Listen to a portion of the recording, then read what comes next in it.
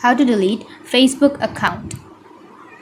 So if you want to permanently delete a Facebook account, then what you need to do is first make sure that you have a stable internet connection. After that, you need to open up your Facebook.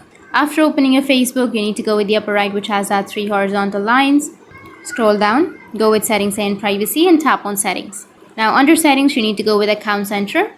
Under account center, you can go with personal details and then tap on account ownership and control and tap on deactivation or deletion. From here, you can select your Facebook account that you would like to delete. After that, go with delete section and then tap on continue.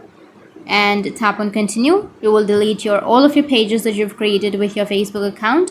And after that, choose a reason and then go with continue and again go with continue. Now scroll down and then go with continue again.